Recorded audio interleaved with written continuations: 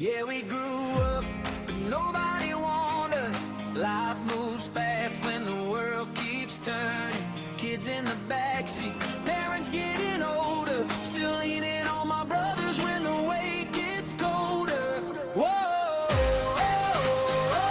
we're all just trying to make it through. Whoa, love you, pal, I got you.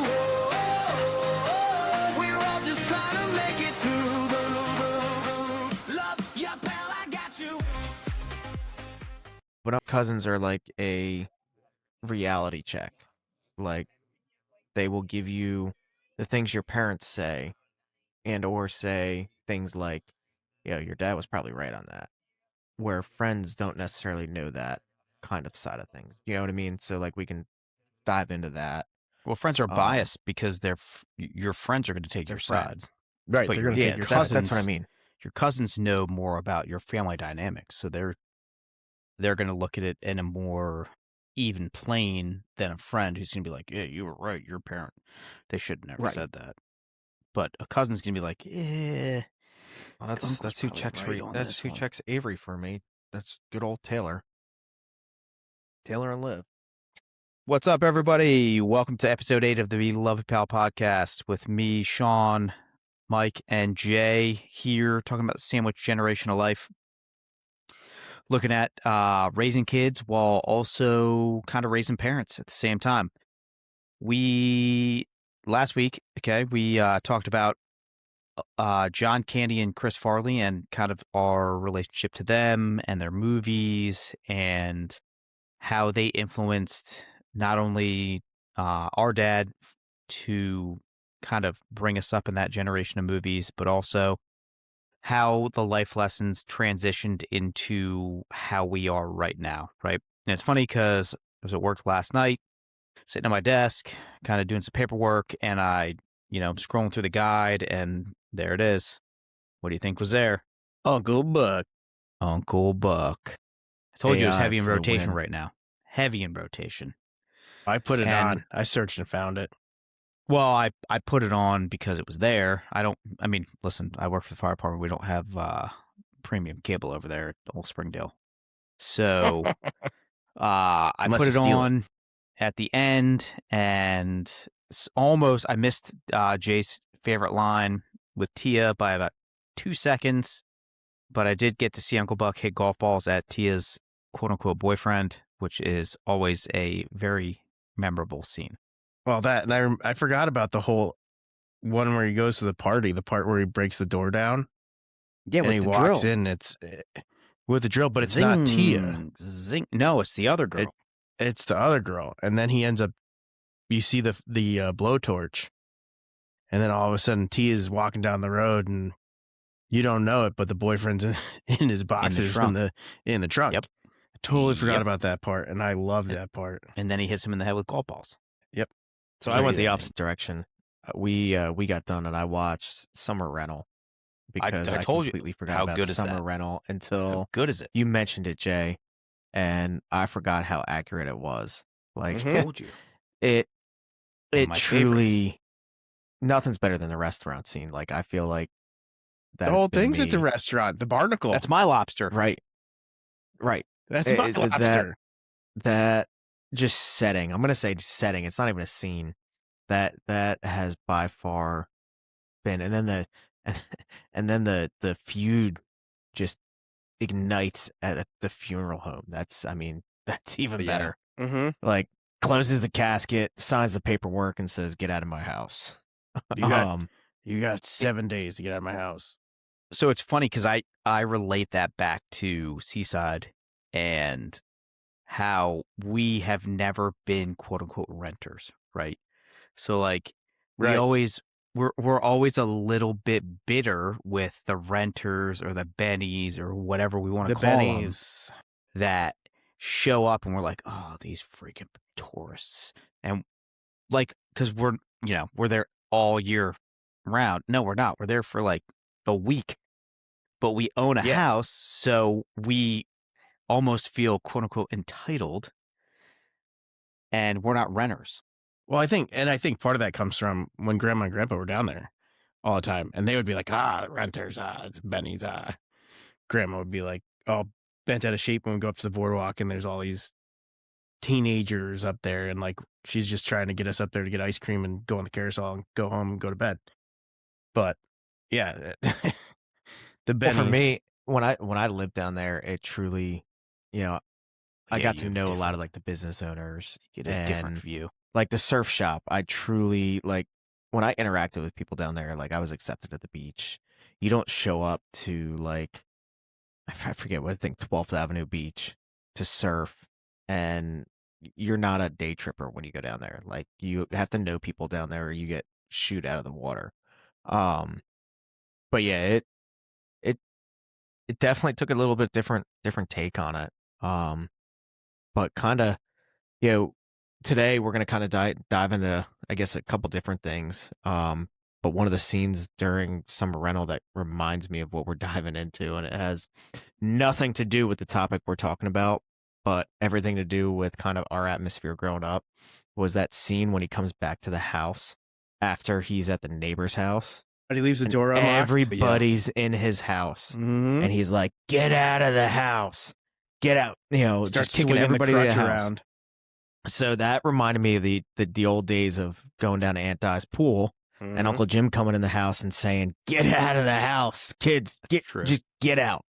Like that. That reminded me of that. So what we're gonna kind of dig into, I think today, we're just gonna kind of, you know, throw out our memories for like the summer close, but cousin connections and, you know, what we grew up with, but ours were like Aunt Di's, you know, Aunt Di's pool, Aunt Di's house, you know, Sunday dinners. It was inevitable. We were always down there for a Sunday dinner.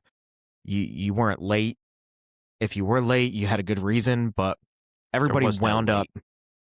We were Nah, there there's no late. late. No, we were there. we were till there 10 late no matter o'clock. what. Ride So your bike home in the dark. but yeah, so real. a little backstory on the Uncle Jim, right? So Jason was a TV hog. That man loved the TV, or boy I was a at the walking, time. talking TV guide before they had the guide channel. He could answer every question on Jeopardy just from watching Discovery Channel. But he would always get kicked out of the house by Uncle Jim. And Michael because put Uncle it. Jim would come in and he Michael would put it just very nicely.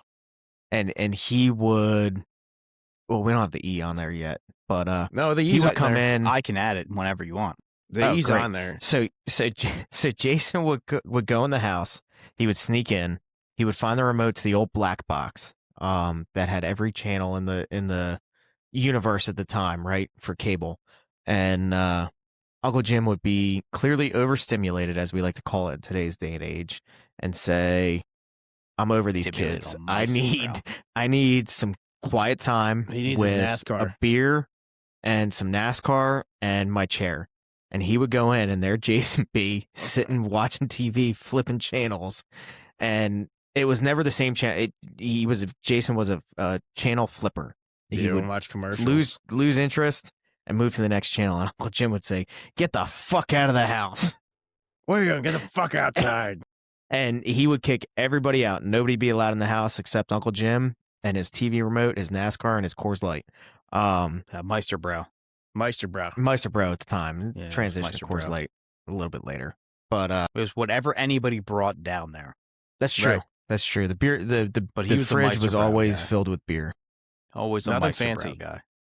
And I think But part of that is you have to kind of give context around Uncle Jim, right? So Uncle Jim was a gentle giant, but he was one of the most intimidating individuals in the world. He was scary So- as shit as a kid.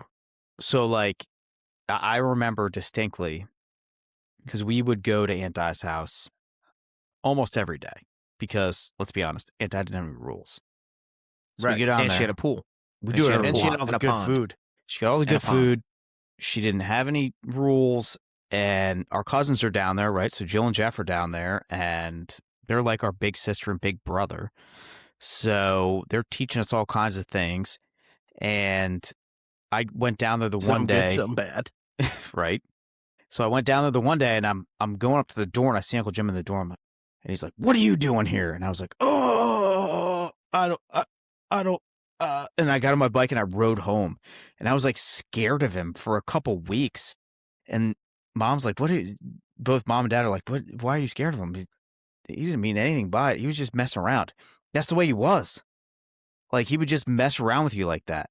And I will say that, like, towards the end of his life, like, him and I, the connection I had with him was just unbelievable. I would go down there, we would sit, we would watch TV, just BS. Like, he would pick up the phone for all the solicitors, and he would, make fun of them on the phone, all the foreigners on the phone, like, make fun of them. But he was a gentle giant.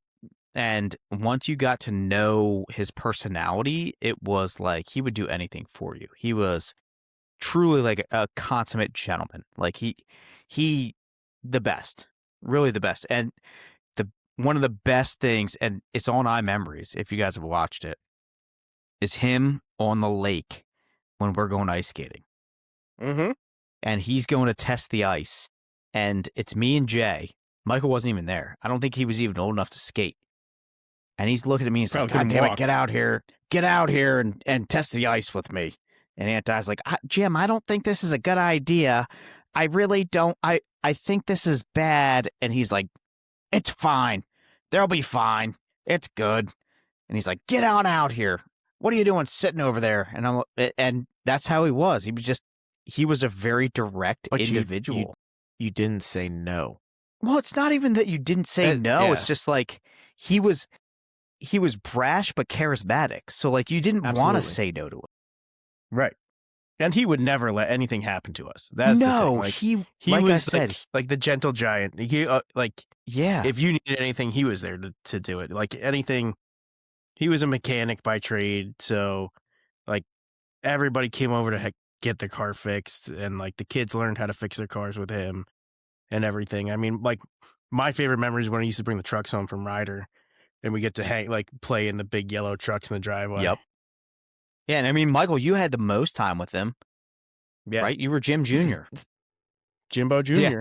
Yeah. So I was fortunate enough, he was my godfather, and it got to the point where he and I were pretty much inseparable. When I was old enough to ride my bike down there, I was down there on a regular basis, so I kind of had VIP access during Sunday dinners and whatnot, because I could kind of come and go and do what I pleased at Aunt Di's with Uncle Jim, and I would just kind of stick to his side. So, but I laugh because the first memory that comes in, any new kid, any new nephew or cousin or grandkid, first thing he would tell you was that he fought the Indians, and his belly button is where the arrow went in. It's not his belly button; it was his hernia scar. Well, the hernia scar was part of it too, but the belly button was the first. Yeah, yes. Multiple injuries from the Indians. He was hit by arrows. Yep. So he kind of laid the groundwork of, there's nothing you can do to scare me, kid, because I've been shot by the Indians and with arrows, and I ripped them out. And it was hysterical. It was fun. It was, like you guys said, he was a gentle giant. He was, super charismatic. I got the privilege of going. Literally, so best memory by far. None of you guys probably have it. You may have it. So the brown truck, Uncle Jim used to pick me up during summer. So my 90s summer was spent riding in the front seat of a just regular cab. Regular cab. No, the brown truck. The brown Dodge, right? So I would ride in there, and the image stuck in my brain is of his air freshener with the girls in bikinis. Mm-hmm. And we would ride around, and he would listen to AM radio, music, not talk, but AM radio, and we would go to Crigliano's. We would go to Mike Ezzy's. We would go to all the mechanic shops. And all those guys ended up getting to know me, and I was just, come here, kid. Look at this. Come here, kid. Sit in this. Go ride on this. Want to go for a ride in the dump truck? Let's go for a ride in the dump truck. You want to ride in the tow truck? Let's go ride in the tow truck. Why can't you fix my car then? Right. Because I don't remember how to fix anything. I can do an oil change. But, I spent days, hours and hours on top of days with him, going all these different places, doing all these different things. I mean, he took me one day to the canine center for the sheriff's office, I think it was. Well, that was after somewhere Mike to was do on the job. no, it was actually before Mike was on the job. Was it really? Yes. Who knew And who I knew can't remember everybody? for the That's I true, can't you remember didn't for know. the life of me, but he had a connection somewhere. They were like, "Hey, we're doing like a demo day with canines," and he picked me up, and we went there for the day, and that was the start of our day. And then again, you inevitably we wound up at Mike Ezzy's or at Crigliano's, and then we would get back to the house and be working on the Buick or um, walking over to Moulton's and taking the lottery or whether she was going to have a shirt on or not. Um, but going over to Moulton's and talking to Bill and looking at his car, and then Bill coming over and looking at the Buick, and we spent a lot of time together. But seeing in all that time, seeing people arrive at Aunt Di's at the various times and seeing the open door and the cousins. So it would just be cousins would plan, hey, we're going to go to Aunt Di's or we're going to go to grandma's or we're going to go to wherever, right? At whatever they called Aunt Di. They would plan and they would show up and they'd be at the pool, and of course they'd show up and Aunt Di would be like, what do you want to eat? What do you want to drink? I'll bring you something out. Or seeing that interaction and then hearing Uncle Jim, fucking kids here again, but despite his like, oh, like damn kids are here, right? So despite all that, he'd be the first one to do a cannonball in the pool. Right. Yeah. He was the first one to go out there and be like, let's put up a rope swing Zip line. into the pool or a zip line. Let me climb let me climb 30 feet into this tree with my bare feet and put up this zip line. Bare feet and So- cut off work Some pants. jorts. And Short and, jorts. and he would teach you life lessons. You would learn these life lessons with various cousins, and people would come to him for advice that you wouldn't even think about.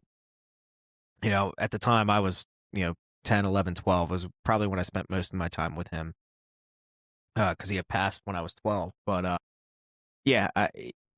seeing when Jill flipped the cabrio, right? Mm-hmm. I was at Aunt Di's when I believe that I was call on the came fire in. department. And I remember Uncle Jim going, God damn it, she's all right, but I got to get that freaking car, and calling, whether it was Mike Ezzy or Crigliano, whoever towed it. And I remember, I can't remember who towed it, but calling them and be like, hey, how really, how bad is it? Can I fix it? like, but he wasn't mad, right? He truly showed those lessons that at the time I was like, oh, this is cool. Like, I wish I, had a parent like this. Like, this is, but he showed that those life lessons that were a good combination of what I've learned from mom and dad, what I learned from Uncle Jim, what I learned from Aunt Di, and then applying it now. But tying it back into these cousin connections, like Jill was like a sister to, or still is. She's like a sister to us. Jeff's like a brother to us. They were always there. They, we saw them at their best times, their worst times. Various different girlfriends, boyfriends, you name it, right? I mean, all I really remember is Mike and hitting him with a Matchbox car. First time he came right in over. the square in the forehead. And then him Bringing chasing back you. Mickey Mouse sheets and then jumping over the Mickey Mouse sheets right into the Uh-huh. bunk bed. Yep. But those cousin connections, and still today, those are some of the first phone calls I make before I call mom or before I even call you guys. Sometimes I call Jeff or I call Jill and I have these conversations, and we develop this built-in friendship on top of reality. Like, they're gonna give me the hard truth whether I want to hear it or not.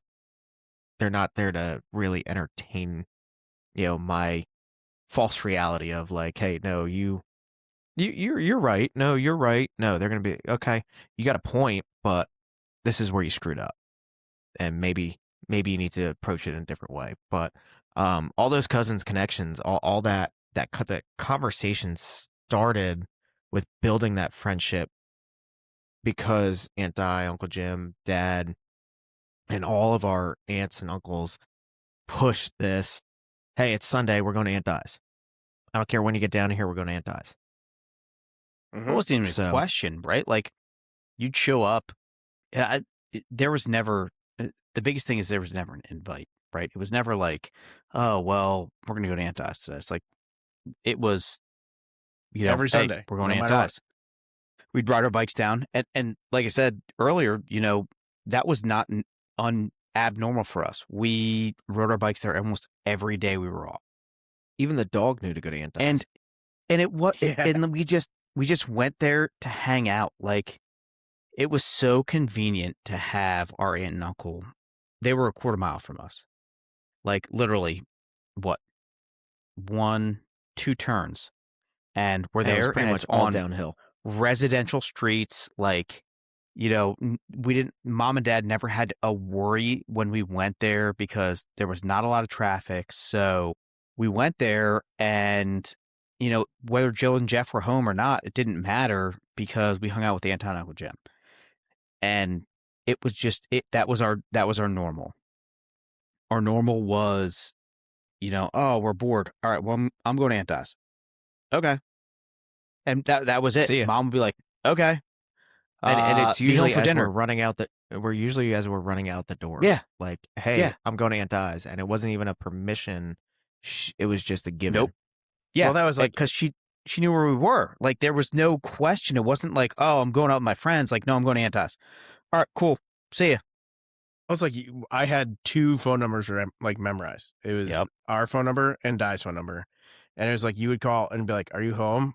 And like, if the answer machine picked up, you knew they weren't home. If they picked up, you knew they were home, you knew you're going. Like, it's like not even like, oh, hey, we'll see you in a couple minutes. But like the funny thing, like the Indian Or you story make is the funny. mistake I made and you show up when they don't answer and it's Uncle Jim sunbathing naked. Yeah, sunbathing. In the Well, nude. I mean, we were all exposed to that, and we always skinny dipped. That was the first time I ever skinny dipped. That's it. But it's funny because like one of the things that I remember about Dad's funeral Yes, I was was just gonna Sean. bring this up. Sean, you and I sitting, and there's a picture of it. I have Sitting pictures there of it. with our shirts up, showing our hernia scars to our kids and My our appendectomy scar. nieces and nephews, saying like, "Oh, this is where we fought the Indians." Like, That's where I got shot by the this Indians. is where we got shot by the Indians, and like our kids are like, "Yeah, you're full of it," but Mhm. like, it's one of the funny memories, and like I think the thing that like it took me a long time to realize was how similar Dad and Uncle Jim were. Yes. Like, especially with like the community impact that they had. Like, Uncle Jim would do anything for anybody. There was like any kid that came over the house, if they had a problem, like he could, especially like mechanically or with the car or something like that, like he would be out there helping them no matter what. Well, I think That's you can because you got relate the same that thing with even. Dad. You can relate that back to even like last episode with John Candy, right? So like, Uncle Jim he wasn't the most approachable individual, right? Can we Not agree at on all. that? Like, if you looked at him, you're like, I'm absolutely. not talking to this guy. But The guy got kicked out of the Great Notch Lodge. yeah, I think he's one of the 4 people that ever got kicked out of that Yeah. bar. Like, But that's a difficult thing to do. he would sit next to you, and if you had a problem, he would recognize it, right? It was almost like if he could feel the aura, and he's the type of guy that would look over and be like, "Hey, you good?" Mhm. Like, if your parent was giving you a problem, he'd be like, "Hey, you good?" And he would have no problem taking care of whatever situation you had, because genuinely in his heart, he was the most, like, him and Dad, the biggest hearts I've ever seen. Like, I can only imagine, I could only hope that my heart ever gets that big Mhm. between the two of them, right? And it's funny, like, that we talk about, dad's passing, and then going to get our tattoos, and the drag queen story is just that story is just, it's him and Uncle Jim just coming to So- us and saying, "Hey, we're good. We're up here. We're in, the Vegas of up here, Yeah, just we're up here hanging out, and here you go. This is how you guys know that we're okay, and you're So- going to be okay." I don't think we ever told the drag We've never told drag that queen story. story on here. So All right. So tell it. We're gonna have to share the photo too. We'll share it to Facebook and Instagram, and give us a like and follow when you see it. So we decide. Well, Liz, Jay's wife, decides that we're gonna get these tattoos because none of us have the balls to get tattoos. Right? Jay was the one that had the idea, so he sent great sent idea, us but the Jay idea, hates and needles. he's like, hey, we should get master's tattoos, and we're like, oh yeah, the typical like, yeah, we're gonna do this, yeah, and I wasn't getting a fucking tattoo that day. No, tell you that. None of us were. That's why None of us were. were. Yeah, we're not really tattoo people now. That the we're not problem doers. is we got a lot of talk. we're a lot of talk. A lot of it's talk, truly but not a lot of it do. truly is an addiction, because now I'm like, all right, when am I going to get my next one when I Yeah, get I home? already got it. I'm ready for the next one. So Jay's wife takes the initiative and makes the appointment. Well, and she then disappeared. Comes to us and says, "Hey, by the way, you guys are getting tattoos at this time. Be ready to go. Get good with it." said, Jay I hates guess this- needles, I guess which this is is the real. most hysterical part. I used to hate Um, needles. I'm okay now. So, we go to the tattoo parlor down in downtown Boonton, and have there's awesome staff there. What's it, Ariana, I think her name was. Awesome tattoo artist, right? She stays late, gets us in. They get the story, dad just passed. This is what we want to do. So we're sitting there, and I think, who went first? Jay? I did. Yeah. So Jay's sitting getting his tattoo, and I'm sitting in the lobby, and Sean and myself are kind of bouncing back and forth. Now Sean's in the back now with Jason, and I'm sitting in the lobby, and Liz looks at me, who's Jay's wife, and says, "Is that guy gay?" And I said, "No, I think it's a drag queen." So dude comes in, makeup. And I'm sitting there and I'm like, no, this can't be a drag queen. So then I hear the story that he tells the tattoo shop owner, "Hey, I don't want to walk up the stairs in the heels that I have tonight at the cafe next door. Can I get dressed in here? They're friends." He's like, "Absolutely. Like, come in the back, get dressed." So I'm sitting there and I'm like, yep, no, this is definitely a drag queen.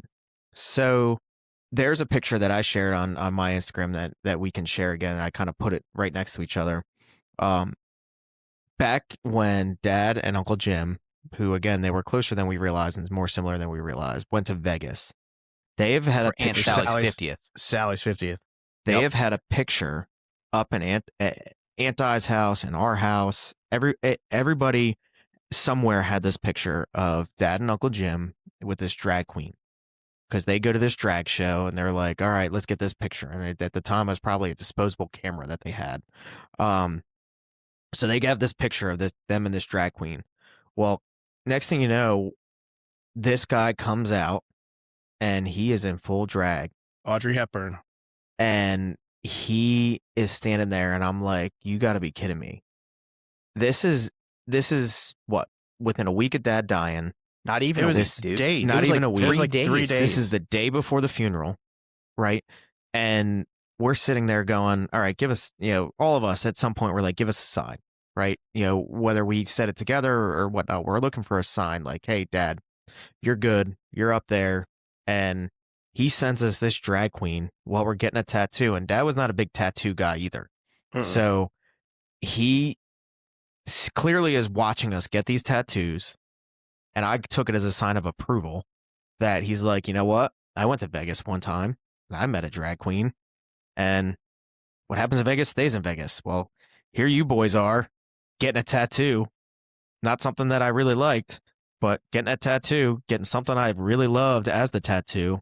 Here's the drag queen to show that Jim and I are up here drinking Coors Light cold, watching you guys suffer through your first tattoo. So there, Uncle Jim had tattoos. Jim too. had tattoos. Uncle Jim had tons of tattoos. He had the old army tattoos. They were done. Yeah, I don't know if those were by your legit tattoos. They might have been. They were like probably Korean they were War. probably Big Point pens, Yeah, they were Korean Mhm. War tattoos. as he would say, done with a quill of a feather. They probably were. Yeah. But yeah, so we were sitting at this tattoo parlor, and the sign that we get from Dad, and I'm gonna say Uncle Jim at the time because I think he welcomed him up there with open arms, was 100%. a full blown drag queen at the tattoo parlor getting tattoos that we never planned on getting, during a time, like we said, dad's death was not expected. It was anticipated, but it wasn't expected. We knew it probably was going to be happening, but that time was a lot earlier than we expected. So it clearly there was no planning by any part. Like we didn't plan to be next to a drag show, and then we got VIP like invites, Lifetime. like Lifetime like VIP. the drag queen was like, anytime you're up here, come on out to our show. You know, you guys can sit front row. This is an awesome story. You know, they literally the tattoo artists that were still there, the drag queen that was there, they truly were drawn to emotion hearing the story, and they were like, that's if you don't believe in signs from the afterlife, like I've said in the past, you know, believe what you want to believe. You know, I truly believe that there's an afterlife. This wasn't a cardinal. It wasn't a squirrel on the deck. It was a full-blown drag queen at a tattoo parlor we didn't expect to be at. Yeah. So tattoo, shout out to Gus is the owner of the Tattoo Guild in Boonton. Yeah. Atmari is the one that did our tattoos. Fantastic Atmari was artist. awesome. Couldn't give them higher praise than what they did for us. And being I've gotten another tattoo and I've gotten it locally here in Virginia, I think I'll go back to Boonton before I get another one. But yeah, no, we're gonna have to go back after Pinehurst. The thing with the drag queen is it was just mind blowing. Like I'm sitting in the chair and like mine definitely took longer than your two. I think she was just getting used to it and whatever. But yeah, seeing him walk in and then sitting in the waiting room waiting and seeing him walk out, and I'm like, oh, this is well, Jay, definitely you really didn't know what was going on. Like Liz and I were in the waiting room, and I texted you guys and said, hey, I think there's a drag queen here. Like you guys really didn't know what was going on. Yeah, like he Liz walked and I were past seeing. with like a bag, and that's all that we could see. But yeah, it was like the crazy signs, like, and that was one of their stories that they love to tell, like the drag queen story, the picture. I mean, the picture was displayed next to our baby pictures. Yeah. So it's a picture that was like held in high. It was prominent. That thing was prominent in the house. Like, and I mean, it's wild. Like when we went through pictures to like put out at Dad's funeral, like that was one that had to go 1,000%. And like talking that was like at Uncle framed Jim's on the funeral too. piano. Like yeah, no, that was a was framed photo that was prominently displayed in the house. Right, and it's not at that, and I don't think that was one that Mom really necessarily. Right. That's what I was going to say. I But want to like, say that's that one that had was to be out. That was a big Dad thing, right? Like, I'm sure Dad, if she would have taken that picture away, Dad would have been like, where's the picture of me and Jim with the drag queen? And she'd be like, oh, well, I put it in the, and he'd be like, no, that needs to come back out right now. He wasn't, he wasn't confrontational, but, with the things that he loved. And that picture, and I think it was because not only was it just the two of them, right? But like after Uncle Jim died, that was one of the only really good pictures that in our house that we had of Uncle Jim, right? Like Uncle Jim was not a photogenic gentleman. We didn't go out. He and, was photogenic. He just usually had a wig and like a boob hat. Well, yeah, on. Or a Hulk Hogan mask on. Yeah.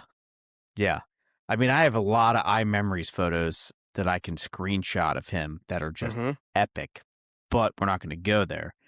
But that was one of the that was really probably the most prominent picture of him that we ever had, right? And like after he died, it was like I think Dad was more. It was more Dad like, hey, we need to have a picture of him up here because Absolutely.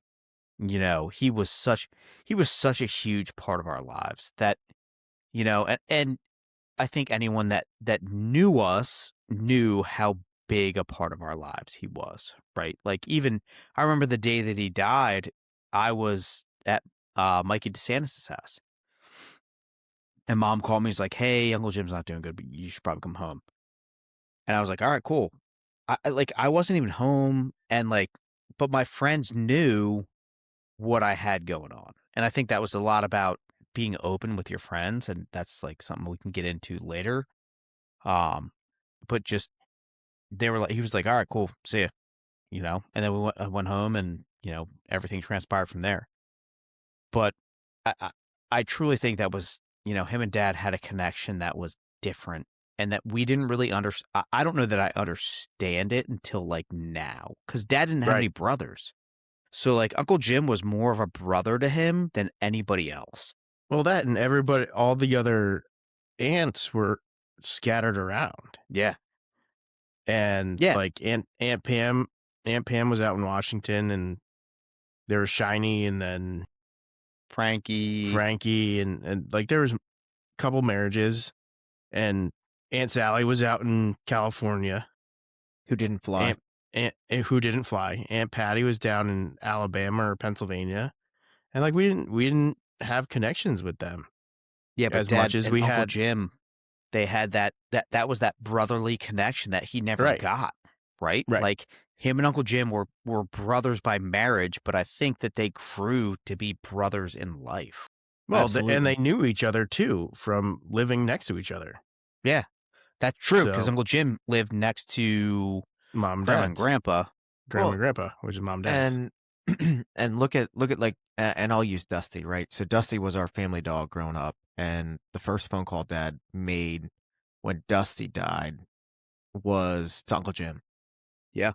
And that, you look at it from the standpoint of brothers, like if something happens in one of our houses, one of the first phone calls we're going to make, it's probably to ourselves. Now we are a rare package. Now you guys are getting as listeners are getting a glimpse into something that's rare. The relationship that we have, the three of us, is not a common relationship. But Dad didn't have that. He had sisters. Mm-hmm. And he grew up in a house being the man of the house, at the time in the age when, Grandpa had passed away when he was 19. He came home early to help take care of his sisters and his mom. And, he never really had that brotherly connection. I think you hit the nail on the head with that. I think Uncle Jim was more of a brother than a brother-in-law to him. Mm-hmm. But I think also like we've and another reason why we're a little bit different, and I mean, like look at the way that where we live, right? Like we're from Boonton, New Jersey, right? But Michael and I live literally a mile and a half from each other. Like we live I on the tried same to move street. there, but traffic sucks in the Northern Yeah. Virginia area. We lived on the same street when he moved there for like 6 months, and then I moved out. Sorry, it's my bad. No, it was a little bit longer. No, yeah, it was more than 6 months. It's like was hands a up year or so. accountability. Hands up accountability. Not Joey Cold Cuts. Not Joey Cold Cuts. But that and we grew up in a community that was very we wanted to emulate with our kids. And I say it all the time, when I tell people I'm from New Jersey and they ask where I'm from, I said, very similar to the Eastern Shore.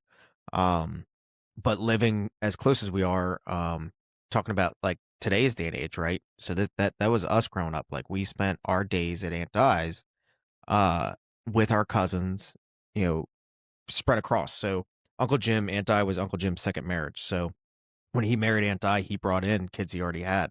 So we had extended family, extended cousins that on that side that we still are in very good contacts with and still have a really good relationship, like brothers and sisters. And one of the traditions is when you get married in our family, you had to kiss gunk. Mm-hmm. And rookie. that's You became the rookie. You became the you rookie. became the the rookie. family rookie, right? Mhm. So pulling it into like today's day and age, like Sean and I have a little bit different dynamic with cousins They and kiss. kids. But you throw it in 21st century, right? Throw it in 21st century, it's FaceTime. So our kids, if Sean's usually on shift, it's inevitable that your older two are dropped off at my house. Mm-hmm. If they're and if one's at a friend's house down the street, one of them's at my house.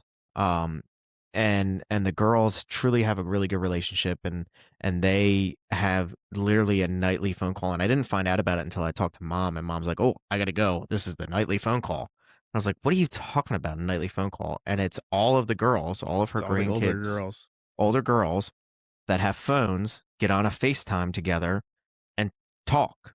Most They do of the their time, nightly routine. most of the time, my daughter's apparently in the shower, and I'm like, can we not? But they do their nightly routine, and they're on FaceTime, and they're communicating, and they know each other's problems in their lives. They know the boyfriends, they know the maybe multiple boyfriends or boys they like, or but they know all of this, and it's TV. great because they have these conversations, and they have these honest conversations. They're like, yeah, my dad's being a jerk tonight, or probably other words. And they know a little bit about everything going on in each other's lives, and they keep that connection together. And that's one of the awesome things about FaceTime, and media nowadays, is they can have that conversation no matter the distance, whether you're a mile and a half away or you're 200 miles away, whatever it is, to Virginia where you are, Jay. But they It's not still have that 200. connection, and they still have that sibling like dynamic. And Sean, when your girls are over at my house, it's like literally kind of like Aunt Di's. It's like a free for all. The pantry's open, Same thing and here. same with my kids at your house. Like, I show up and we want to have a couple drinks. Usually the twins are with me, and the twins just walk in, and they get a snack, or Brooks tries to drive my truck home, and it's inevitable that our kids are at somebody else's, one of our houses, or they're in a communication. And if they're together, the first thing they do is, if Riley's available, they call Riley. And then Riley's on FaceTime. And whether she's there physically or digitally, she's present in whatever is going on. It's funny because so I think maintaining those cousin connections is like super important, especially with the other day, developmental. When I came over to pick up Taylor, Jack was in the car with me, and he's like, "Oh, what are you gonna hang out with Uncle Michael for like an hour?" And I was like, "Maybe I will, maybe I won't. I don't know where it's gonna take us, but just chill out. This ain't no big deal, man. Like, it's my brother." I'm sorry that I couldn't give you a brother. You got two sisters. But he's over up here. to- He's mad. He's mad now that I'm talking about him. Tell him to go he's- back to YouTube. He's warming up to Aiden though. So and Yeah. like that's Aiden. So dynamic here. Jack is 8, right? I think he's 8 now. Mm-hmm. Aiden's 10. So you got a little bit 2-year difference, but Aiden's kind of taken Jack under his wing as an older brother. And when Aiden and Jack are together, it is like seeing a little brother, older brother dynamic. It's Where like Jeff and me. yes, where Yeah. either I'm one giving- of them, I'm giving Aiden a bottle of mustard this weekend. Yeah, please do. but like, but It's my first the cuss twins. word. Aiden's got 5 years between him and the twins, so he doesn't have that good like little brother connection. Right. He's still pretty good big brother, but he wants to knock the twins out 90% of the time. And Well, I mean, you were sometimes he 5 years tries. younger than me. Yeah. So like, I understand that. Like, Aiden and Jack are like me and Jay. Mhm. Yes, a little So bit. you got those, and then you got those younger siblings that are annoying because you don't remember Like how me. you were back then. Oh, I've gotten glimpses of it with Bradley. because your kids are you as a child. Yeah. That's the You were that's the blessed one with that. the one thing that I have realized is that payback comes The from story above I heard too. the other day was just epic. That was a great story. Which Oh, one was that? The one though, Aiden's grounded right now. Bradley and him, the dare. Oh, we farted on each other's pillows, but we didn't go to that extreme. I didn't had know who pink eye. knew about that one. There's a little tinkle happened Oh, man. on somebody's pillow.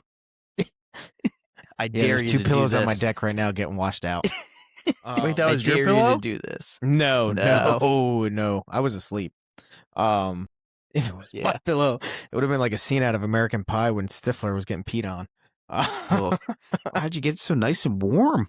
So, yeah. So no, Aiden and Jack definitely have a neat dynamic to watch, and watch how that developed. Right, they were never like that when they were younger.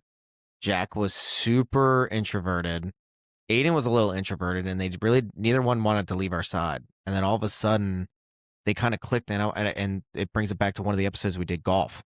They clicked over golf, and now they are truly inseparable. And Aiden was like, I can't wait to give Jack my shoes because maybe he'll be as good as I am when I started with those shoes. And I was like, I hope, buddy. Like, he was super excited to drop his first pair of golf shoes that don't fit him anymore off to Jack's house.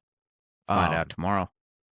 So, yeah, but that cousin, for you guys listening to this, and I know it's a lot of nostalgia, a lot of stories we're telling this go around. Hopefully you guys are laughing a little bit. That was pee on a pillow, by the way. Life with boys. So Triple dog dare you.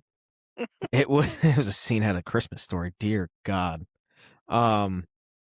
So our kids have a good connection right now, and I truly think that comes into us opening those avenues and creating those bonds.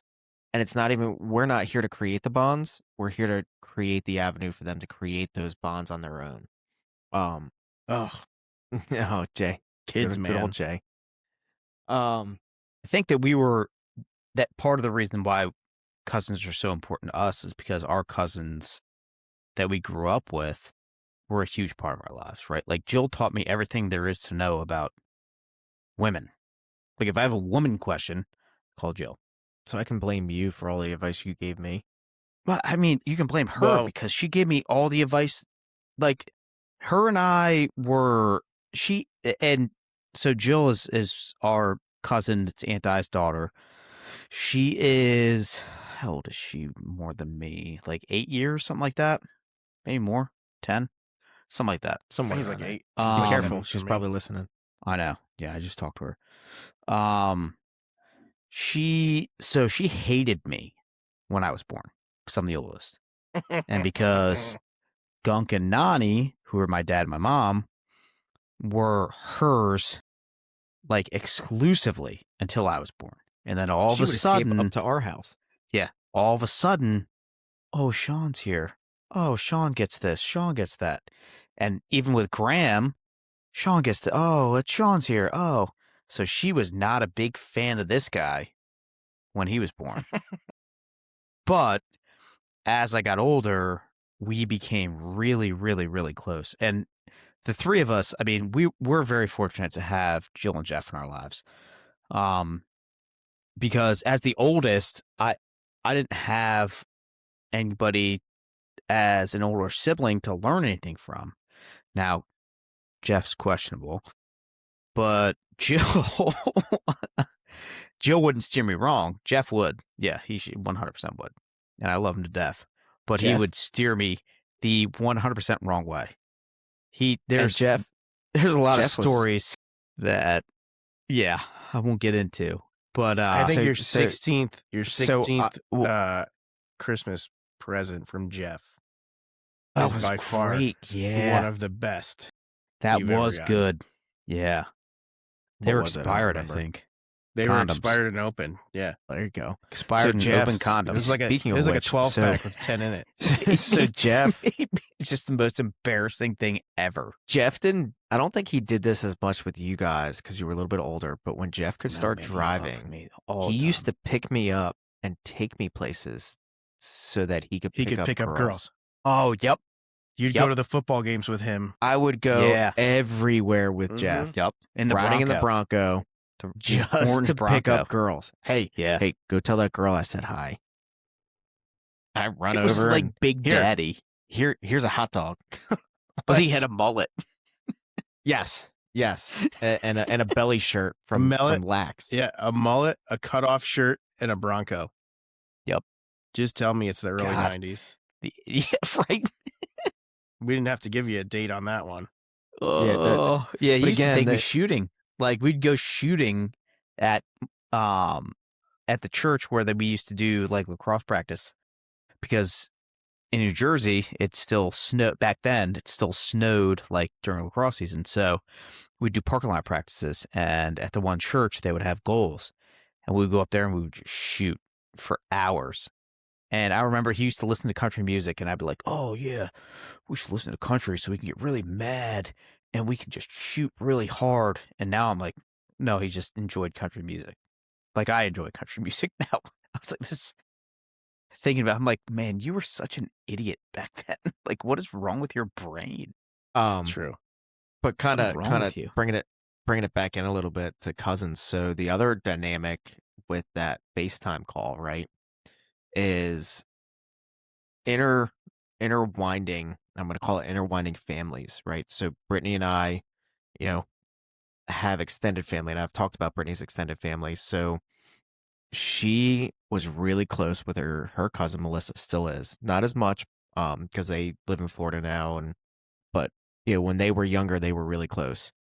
So in this call with the cousins on our side, Avery has introduced, and this is probably year two.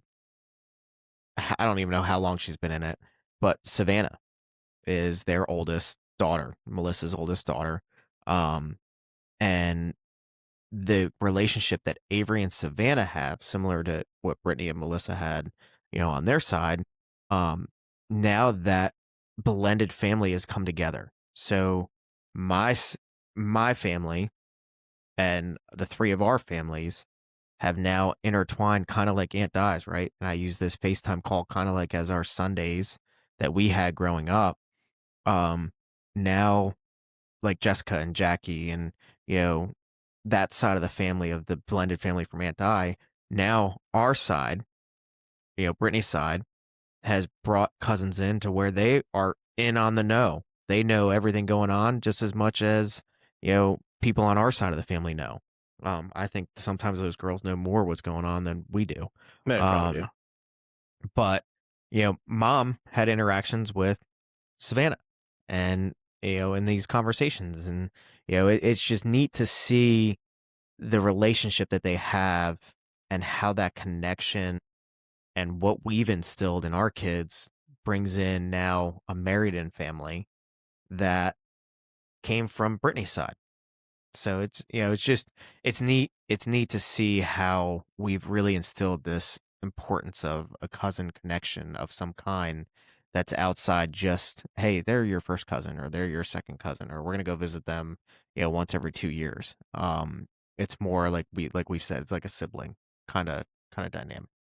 I mean, Right. I don't think that there was never a differentiation between like first, second cousins, right? Like, because No, like everyone Jessica was and Jackie related. are our second cousins, but they were always our cousins. Like, there was we never said, oh, you're only my first cousin. You're only my second cousin. Like, the only thing I remember is like telling Mary Beth, like, oh, well, Jessica's my second cousin, so I can marry her if I wanted to.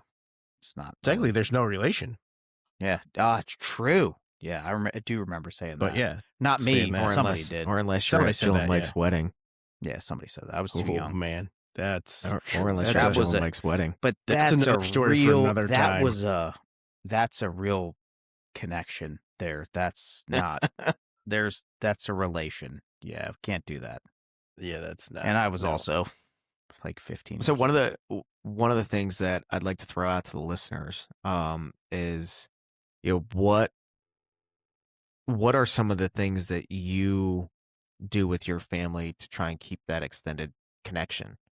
Do you have connections with your cousins? Do you or extended family, however your family dynamic is? But what are your connections, and what are some of the things that you guys do to bring them in, or what are some of the things that you could do? I brought up, I think it's 2 episodes now, family reunion. It might not be as extensive as a family reunion, but doing like a beach day or just like a barbecue and having 1 or 2 families over and saying, hey, let's get the kids together and focus more on the kids. But I think those cousin connections are truly healthy as well, to help these kids get a realistic opinion about things that happen in our homes. Well, when and that's like- Avery's mad at me, Riley gives her like, oh yeah, whew, my dad would have taken the door off. You're lucky. Like, Been there, done that. but she's not going to get that from her friends. Her friends are going to be like, wow, your dad's such a jerk. You should do the X, Y, and Z. No, like their cousins are going to give them like, well, this is real. Like, I just looked at Liv, and this was just last week, and I was like, see why Jackson got rehomed? And Liv was like, "Oh, I see it now." And she looked at Avery and was like, "You probably should have picked that poop up before your dad saw it." You know, she gives her a real life, answer where it's not sugar coated. It's not trying to keep friendships there. They know that no matter what, no matter if they're mad at each other or not mad at each other, they're cousins. They're going to still see each other. And I mean, I think it's also mad, not mad. Like, you can be mad at your cousins, but at the end of the day, you're not going to be mad forever. They're always going to be there. Like, they are truly, your extended siblings. And you can hate on them all you want, but at the end of the day, you need them to keep the family dynamic alive. Well, and look at, and I'll use, Aunt Pam's side, right? So look at Georgie and Jeannie. They got separated. They ended up getting divorced, and we still have good contacts with both of them, and their cousins. And I mean, when I moved down here, and then Maggie ended up, Maggie's their middle daughter, extended cousin, right? She became an MPD officer in DC and has since moved on from there. But she came over one of the graduation celebrations or one of the barbecues, and we don't see her as often, but we still stay in contact. I know she's in Maryland. I know where she works. I know who her supervisors are. Like, I am still keeping an eye out for her the best I can. Yeah, you're right. crazy. It's just that one of her supervisors is one of the guys that I work with, his twin All brother. right, well, that makes sense then. So yeah, preface with that. yeah. that's So Kind of crucial information. but again, she came down here and she sought help. The first thing she did was she didn't hesitate. She called me and said, "Hey, I'm applying to MPD. What do you think?" And then she was thinking about leaving MPD, and I said, "Do you want to apply to my agency?" And helped her through that agency. As far as you can from MPD. Yes, run as far as you can from DC. So then she ended up getting a great job. Beautiful. And starting her family out in the area, northwestern Maryland, and a great area. But again, that was a connection that we had growing up. I mean, I remember when she was, born, and her raising up through the years, and then we went years. I'm talking probably like 10 or 12 years of just we had no communication. And then all of a sudden she was like, "Hey, call Michael." I think Jeannie said it, "Call Michael." And then Jeannie reached out and said, "Hey, Maggie's applying down there." That's that connection that you grow, that's like, I can always call this person no matter what. And we're very fortunate to have extended family all over the globe. But we can always make that phone call. Well, it's like Aunt Patty now. It's like she lives with Jill's kids going to tech. It's like they're Aunt Patty's down there in Harrisonburg Uncle Deuce. with Uncle Deuce. So we can't. We're looking to go down there because the kids love Aunt Patty and Uncle Deuce. So we're going to try to go down there and see him. That's somebody that we didn't have a ton of connection with until We Dad really got didn't. sick. And then Dad had his first MI, right? His cardiac arrest. And she was there, within 12 hours?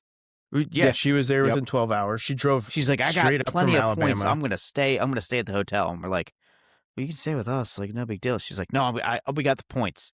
And her Uncle Michael stayed there, and she was always there. And then, after Dad died, her and Uncle Deuce, and we call him Deuce because his name's Sean, and I told him he can't be Sean. He can't It's be gotta Uncle be Sean. number 2. It's got to be number 2. So Well, we that's said Uncle it was going to be Deuce. Sean too, and then I said we'll have to call you Uncle Deuce. Yeah, Uncle Deuce. So, but what an amazing guy! Like, fantastic dude. Just Aunt Patty and him are just an amazing duo. Love them to death, and they truly, we learned about Aunt Patty and her power because she's a really strong woman. Mm-hmm. We learned about that as Dad got sick. Yeah, she was always there. She was Mhm. always willing to do whatever needed to be done for mom and dad. And Well, I think, I and can't part of say it enough. is when Uncle Miguel passed away and she was down there alone, and her and Aunt Di got really close. And Aunt Di would go down to Alabama for a month or so in the summer. Patty would come up for a month or so and stay at the house. And we just got to see them a lot more, and like ended up drinking a bottle of bourbon with them one night and just And then till she 2 wanted to o'clock in the drive us morning. to Wawa. Yeah, she wanted to drive us to Wawa. And we're like, you're way drunker than we are. And we ended up at Wawa, the new Wawa in or Mountain Lakes. What was 2 it, o'clock 2 in the o'clock in the morning? Yeah. Ordering like chicken bacon ranch was so good. quesadillas. Oh, it was delicious. crazy. It was crazy. And Mom was like, where are you guys? Right, because We're never, with Uncle we're Deuce with and Aunt Aunt Patty. It's okay, Yeah. we're with Aunt Patty. never a doubt that mom was still up. She probably was waiting for me to spit my gum out on the front porch Absolutely. Mm-hmm. because I was drinking. I think we had her car too. I think we took the van because it was I think parked we in the did, yeah. back. So how important were these connections, and bringing it back to the sandwich generation? How important did these connections play a role for you guys during I think the downfall of Dad? I mean, I don't know that. I think it's not importance. I think importance is, I think just having those connections throughout our lives, right? From Mhm. day one, allowed us to understand the value of family and how we were never alone.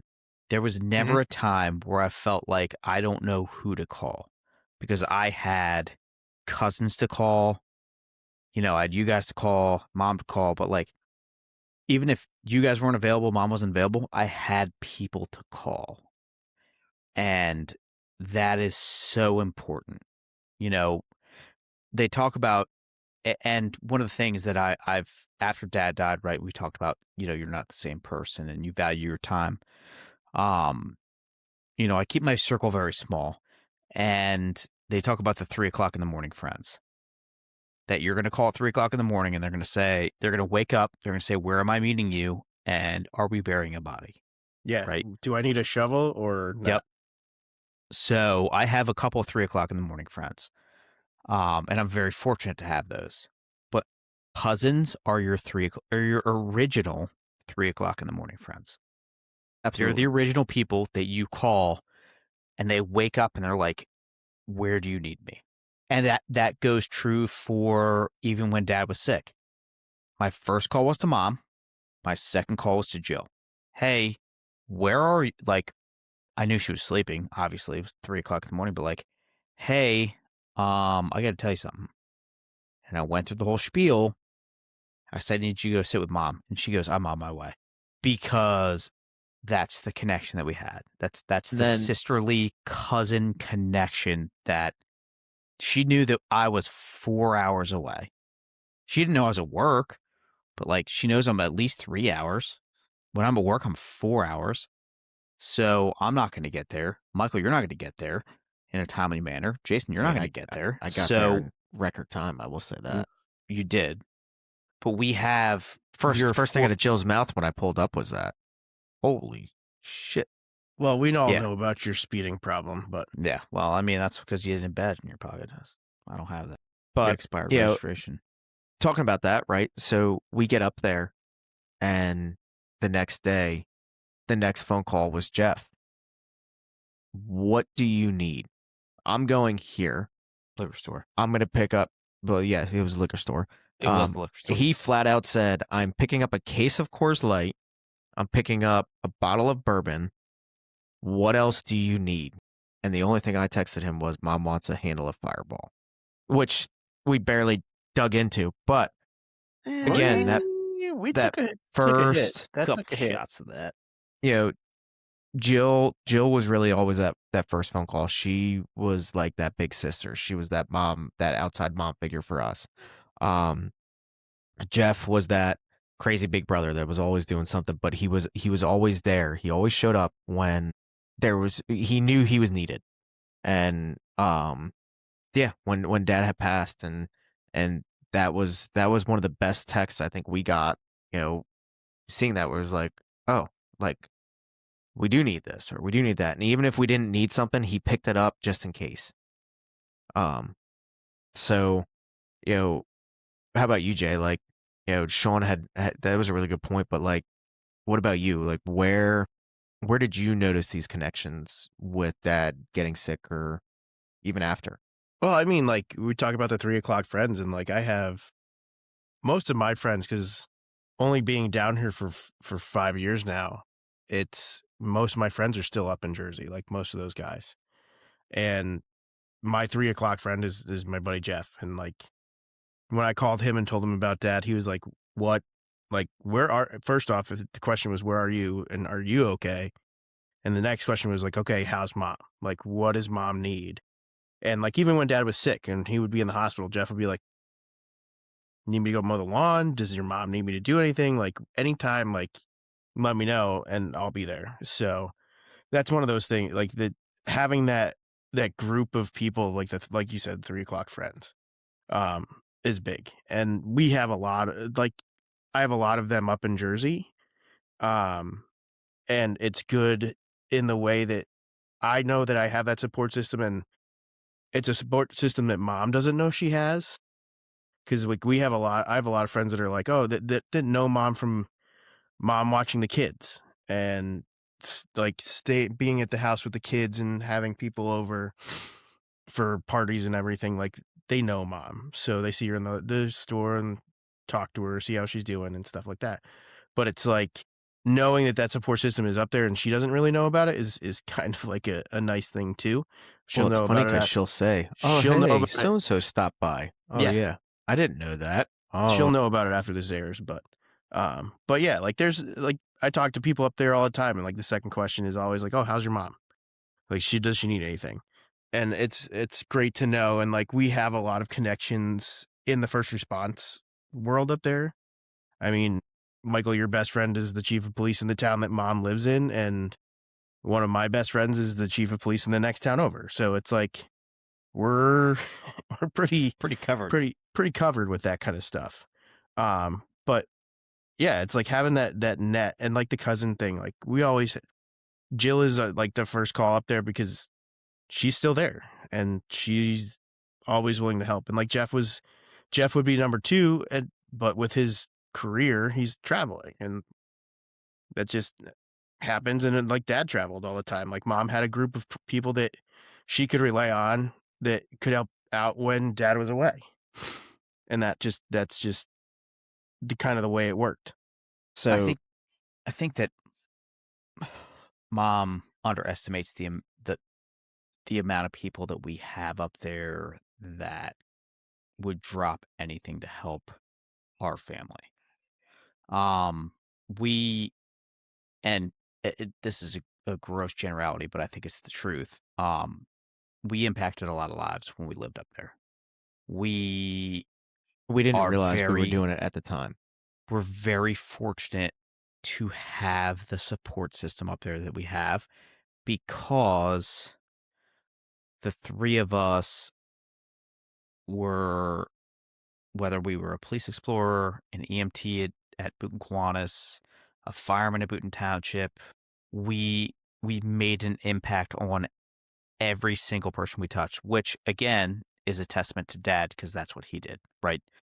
But I could make phone calls right now and say, "Hey, I need you to check on my mom," and there's people in the town that would be like, "All right, cool, I'll let you know." Well, it's That I and like haven't talked to in years.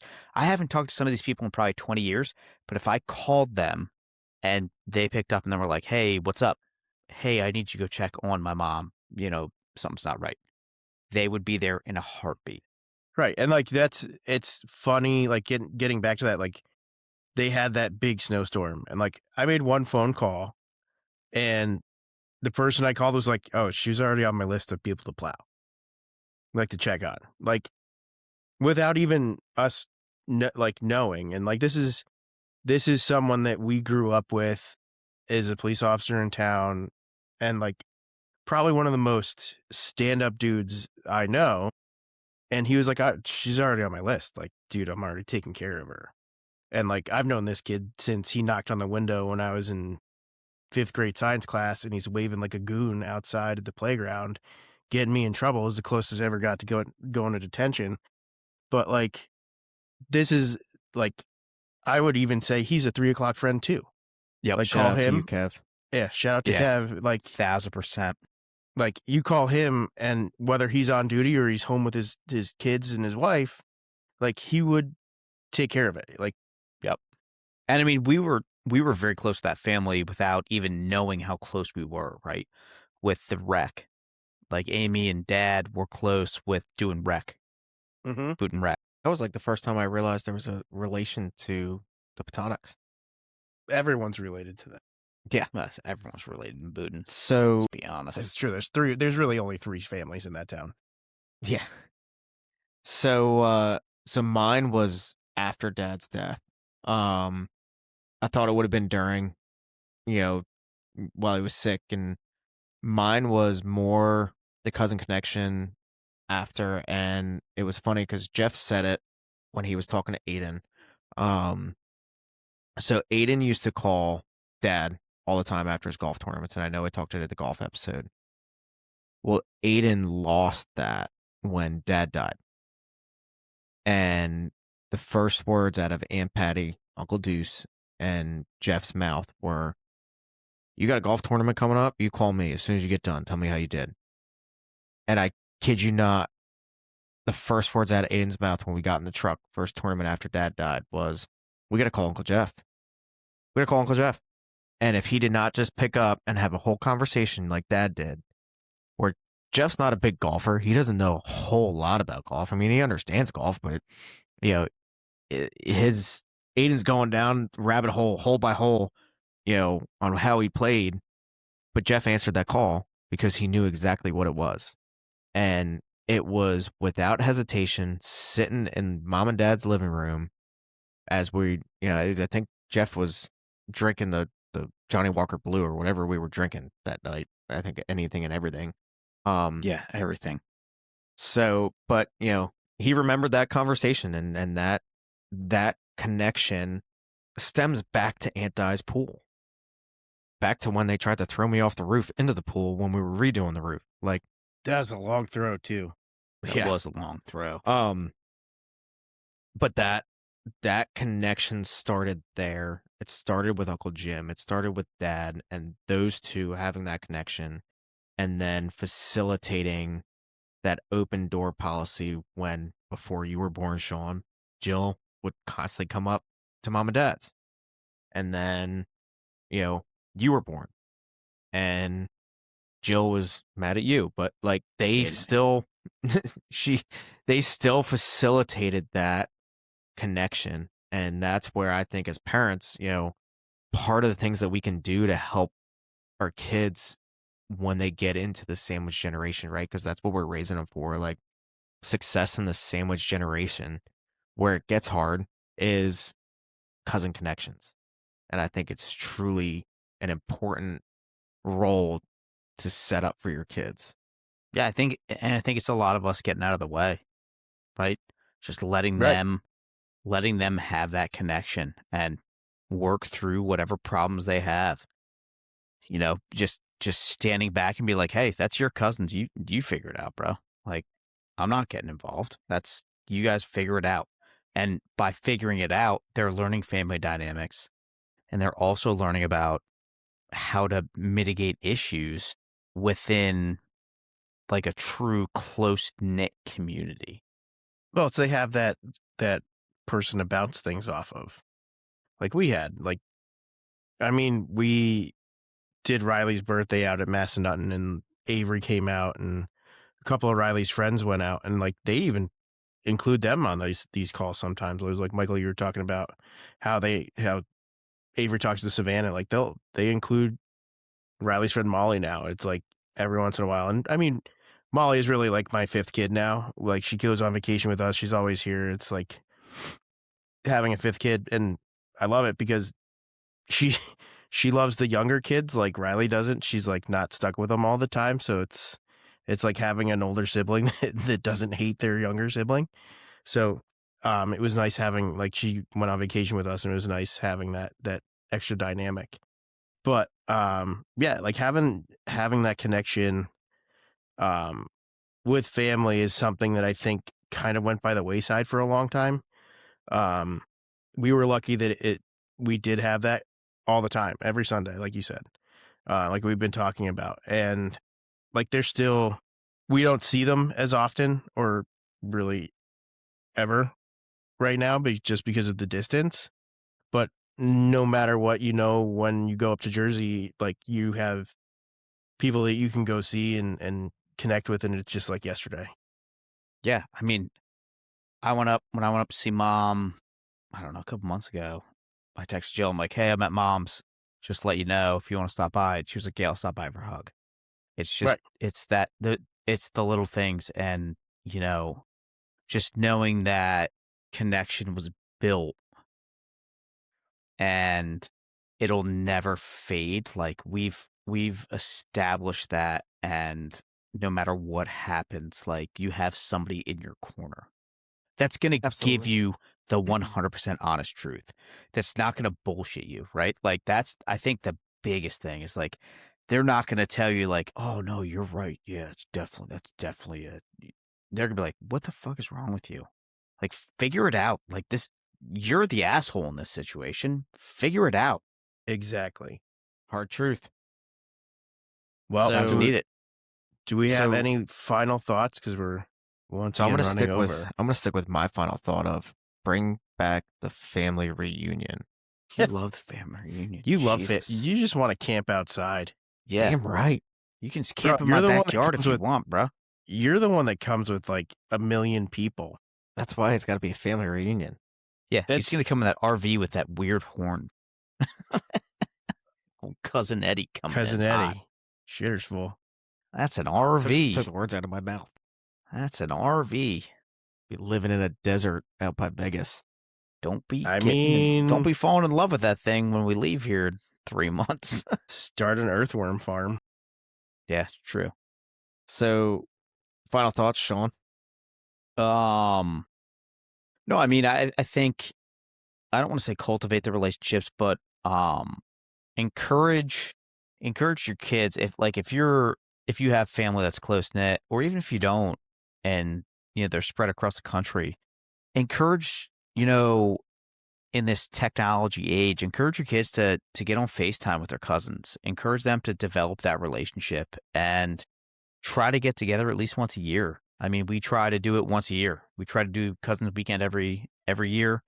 Sometimes it works, sometimes it doesn't. We all work shift work and it sucks, but it is what it is. 5-8 years from now, we'll all be retired and we won't have to worry about it. But Well, you'll be retired.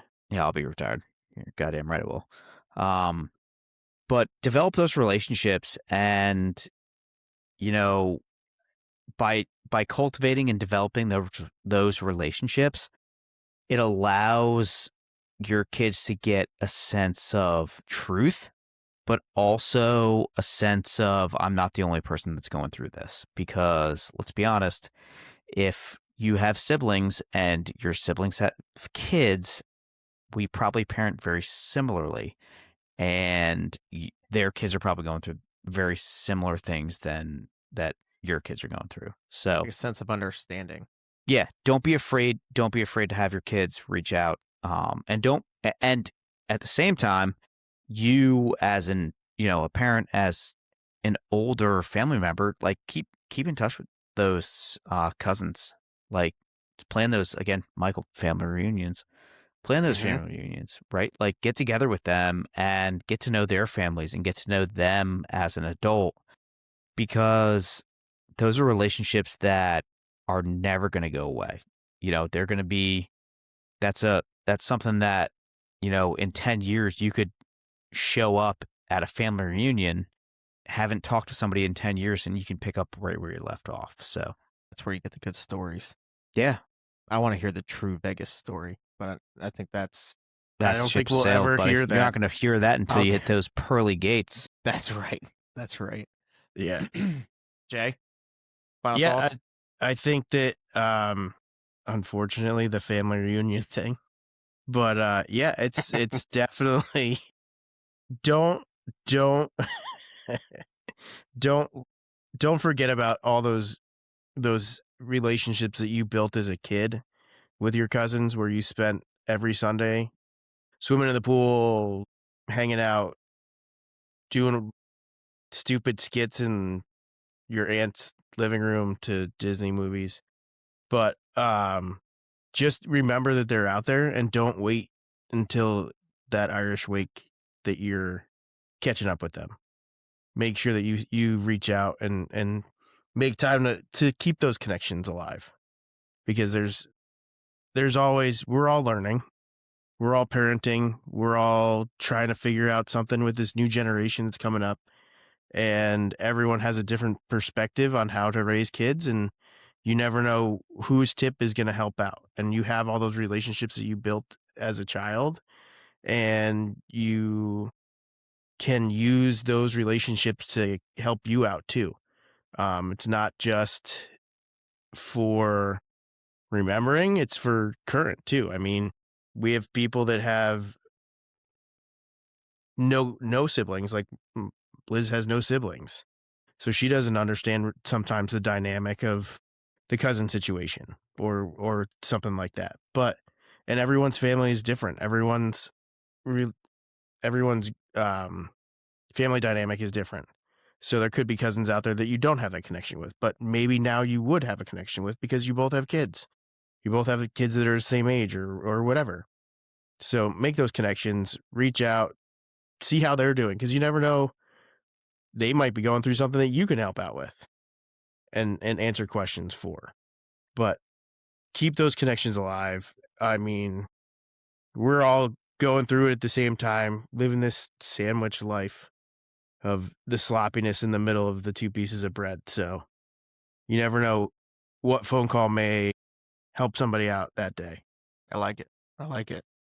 So next week, why don't we dive into sports teams? We'll talk about the Giants and Dad.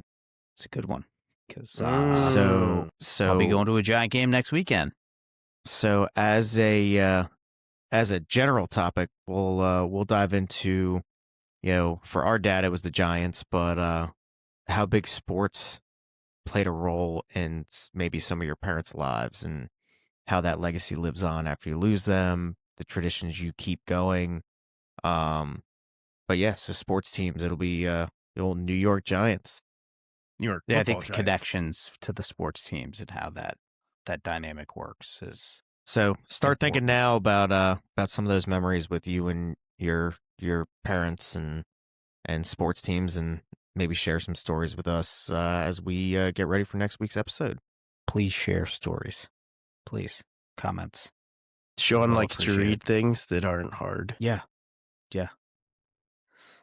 Simple words. All right. So if you haven't so far, if this is the first time you're listening or first time you're seeing us, please subscribe, follow us on Instagram, at Love Your Pal Pod, Facebook, Love Your Pal Podcast, TikTok, Love Your Pal Podcast, YouTube, Love Your Pal Podcast. If you want to follow us individually, Dad Dispatch on Instagram. Yeah. I don't know if I want to give mine out. No, It's so I'm bad. trying to get people to just comment. Like, we want to hear from you. Please we're running comment. out of topics here, boys. So anyone that has any kind of topic that they want to hear about, excuse me, that's the Gesundheit. realism. That's the realism of the Love Your Pal podcast. Any topic you want to hear, right? Please let us know so we can talk about it, so we can dive into it, so we can answer some questions, whatever it is. There's Please. no holds Yeah, on topics. no, Please, we'll we talk about have experienced quite a bit, as the three of us, whether it's individually or together. So please leave us some kind of comment. Give us one word, like Jay said. Sean likes easy reading. One word. I'm a Give us a fireman. topic. Give us something. But also make sure you follow us on Spotify or whatever Spotify, yeah. podcast I was getting there. podcast platform. But hit that follow button so you can see our new episodes pop up, and you can leave comments on there as well. We see those and definitely want to hear from you guys. Yeah, Spotify, Apple Music, Amazon Music, iHeartRadio, YouTube. Our YouTube channel is Love You Pal Podcast. Follow us there. You can listen to the audio podcast, or you can watch us, our ugly mugs, on YouTube.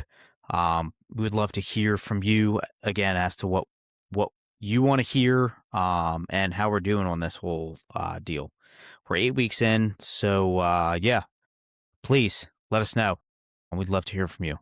So next week, again, as Mike said, we'll talk about the impact of sport and how that impacted us, with Dad, and just in general now, with our kids. And yeah, anything else? You guys got anything else to finish up with?